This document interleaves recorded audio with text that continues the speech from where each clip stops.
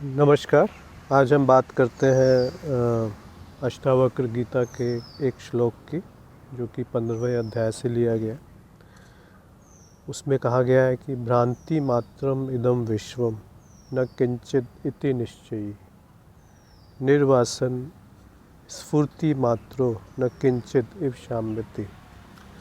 तो ये सरल सा श्लोक है, बहुत ज़्यादा कठिन शब्द भी इसमें प्रयोग नहीं किए गए। इसका अर्थ है कि भ्रांति मात्रम इदम विश्वम, ये जो विश्व है ये भ्रांति है, भ्रांति की तरह है। भ्रांति आप मान सकते हैं कि ये एक भ्रांति है, मतलब मिथ्या है, माया है, जो कि बदलता रहता है, एक जैसा नहीं रहता। और आगे कहते हैं कि न किंचित इति निश्चयी, ये वास्तव में है ही नहीं, ये निश्चित है। तो ये पहले सुनने में बड़ा विचित्र लगेगा कि जो जगत जिसको हम बहुत स्थिर मानते हैं और हम मानते हैं कि मैं आता जाता हूँ परंतु जगत तो हमेशा रहता है, वो वास्तव में है ही नहीं। ये सुन के थोड़ा विचित्र लगता है, थोड़ा सा झटका लगता है, परंतु जो सत्य है वो तो यही है। फिर आप पूछेंगे कि ये क्यों है ऐसा कि यही सत्य है, किस आधार पे कह रहे हैं? क्योंकि लोग मर जाते हैं तो जगत ख़त्म थोड़े हो जाता है। लोगों के मरने से पहले भी बाद में भी जगत था और जन्म से पहले भी जगत था। तो ये किस आधार पे कहा जा सकता है कि मैं हूँ जो वो सत्य हूँ परंतु जगत जो है वो मिथ्या है? ये तो बिल्कुल निराधार बात है। तो इसको इसकी फेस वैल्यू पे नहीं देखना चाहिए, इसको थोड़ा गहरे जाके समझना अच्छा रहता है कि ये कहने के पीछे अर्थ क्या रहा होगा। कोई कुछ तो है, नहीं तो ये क्यों कहा गया कि जगत मिथ्या है और मैं सत्य हूँ, या यहाँ पे कहा गया कि जगत भ्रांति की तरह दिखता है और वास्तव में है ही नहीं। जगत में जो वस्तुएं हैं उसको देख कौन रहा है? अगर वो देखने वाला नहीं रहे तो जगत की वस्तुओं को कोई कह सकता है कि वो है? और अगर जगत की वस्तुओं को थोड़ी देर के लिए नहीं देखें, मतलब आँखों की बात करते हैं, उसी तरह सभी इंद्रियों को पकड़ सकते हैं, तो अगर थोड़ी देर के लिए आंखें बंद कर लें और वस्तुएं दिखनी बंद हो जाए तो क्या मेरा अस्तित्व समाप्त हो गया? तो मूल कौन सा है, जगत की वस्तुएं, आंखें, या जो उनको देख रहा है? तो हम बहुत आसानी से इसको पकड़ लेंगे कि जो देख रहा है वो मूल है। अब उसका ना कभी जन्म हुआ ना कभी मृत्यु हुई, वो निराकार है, वो निराधार है, वो निर्विकार है। ये सब सुनने से विश्वास मत कीजिए, इस पे थोड़ा सा मनन करना चाहिए कि ये क्यों कहा गया है और इसके पीछे कहीं वास्तविकता क्या है, इसके पीछे का सत्य क्या है। तो हम आराम से ये पकड़ सकते हैं कि जो बदल रहा है वही अनुभव में आता है, और वो जो अनुभव में आता है वो सत्य नहीं हो सकता क्योंकि वो बदल गया। जो बदल गया वो पहले भी नहीं था और बाद में भी नहीं रहेगा। क्यों? किसको आप पकड़ेंगे कि वो है? वो तो बदल चुका है ना। जब तक आप उसको देखने जाएंगे तब तक वो वहाँ पे वैसा नहीं है, पर एक भ्रम होता है कि वो स्थायित्व है उसमें। तो इसको थोड़ा मनन कीजिए कि ये क्यों है कि जगत जो वास्तव में एक प्रतीति कहा गया है, दिखता मात्र है, पर वो है नहीं वैसा जैसा कि वो दिख रहा है। फिर दूसरी पंक्ति में कहा है कि निर्वासन स्फूर्ति मात्रो न किंचित इव शाम्यते।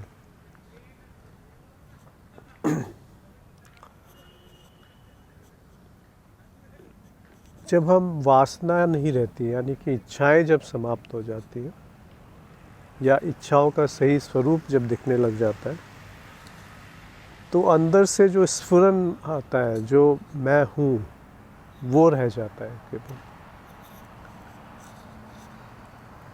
उसके सिवा और कुछ नहीं है। ये जब समझ लिया तो वही शांति है, तो वही आनंद है। तो वो जो अंदर से स्फुरन आता है जब आपने देख लिया कि सब कुछ मिथ्या है, और सारी मिथ्या की शुरुआत जो है वो अहम भाव से होती है कि मैं ये हूँ। ये एक मान्यता मात्र है, अहम भाव, कि मैं ये हूँ। उसको भी खोजने जाएंगे तो वो मिलेगा नहीं कि मैं कौन सा मैं हूँ जिसको मैं कहता हूँ। क्या वो एक अनुभव नहीं है? और यदि वो अनुभव है तो क्या मैं अनुभव हूँ, या मैं अनुभव हो सकता हूँ, या मैं अनुभव को देखने वाला हूँ? क्योंकि अनुभव की परिभाषा ही यही है कि जो बदलता है वही अनुभव में आता है, और मैं जो है वो बदल नहीं रहा। तो मैं हो सकता है कि अनुभव ना हूँ, और अगर मैं अनुभव नहीं हूँ तो जो अनुभव को देख रहा है वो क्या है, उसको देखेंगे तब समझ में आ जाएगा कि इस श्लोक में ये क्यों कहा गया है कि भ्रांति मात्रम इदम विश्वम न किंचिदिति निश्चय। कि ये जो संसार है ये एक भ्रम है, एक भ्रांति है जो आता है जाता है, बदलता रहता है।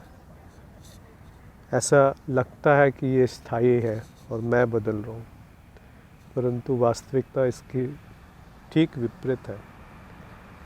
कि संसार जो है वो बदलता रहता है और मैं स्थायी हूँ।